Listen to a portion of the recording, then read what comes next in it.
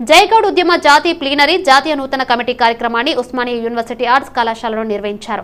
ఈ సందర్భంగా నూతనంగా ఏర్పాటు చేసిన జాతీయ కమిటీని జైగౌడ్ ఉద్యమం జాతీయ అధ్యక్షుడు వట్టికూడి రామారావు గౌడ్ ప్రకటించారు. అనంతరం నూతనంగా ఎన్నికైన వారికి రామారావు గౌడ్ నియామక పత్రాలు అందించారు. అనంతరం ఆయన మాట్లాడారు. సర్దార్ సర్వాయి పాపన్న గౌడ్ జీవిత చరిత్రను సిబిఎస్ఈ సిలబస్ లో పెట్టాలని డిమాండ్ చేశారు. అలాగే హైదరాబాద్ సెంట్రల్ యూనివర్సిటీకి పాపన్న మహారాజ్ పేరు పెట్టాలని కోరారు.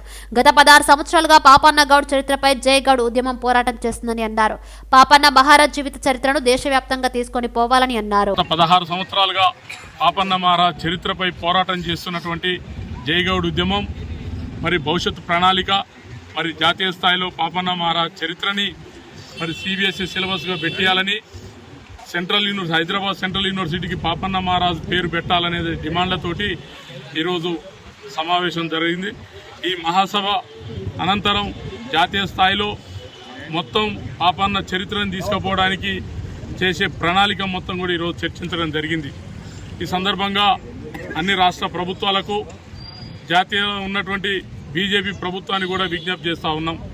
300 ఏళ్ల క్రితమే పాపన్న మహారాజు ఈ ప్రాంతాల్ని పరిపాలన చేసి 21 కోటలు కట్టి 30 సంవత్సరాలు పరిపాలన చేసిన పాపన్న మహారాజుకు ఈ దేశంలో ఒక బడుగు బలహీన వర్గాల చక్రవర్తికి దక్కింది ఏంటి అని మేము ప్రశ్నిస్తూ ఉన్నాం.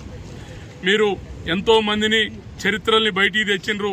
మరి కేంబ్రిడ్జ్ యూనివర్సిటీ పుస్తకంగా రాసి లండన్ విక్టోరియా మ్యూజియంలో పాపన్న చరిత్ర పెట్టినాక కూడా ఎందుకు భారతదేశం పాపన్న మహారాజు విషయంలో ఇంత నిర్లక్ష్యం వ్యవహరిస్తూ ఉంది?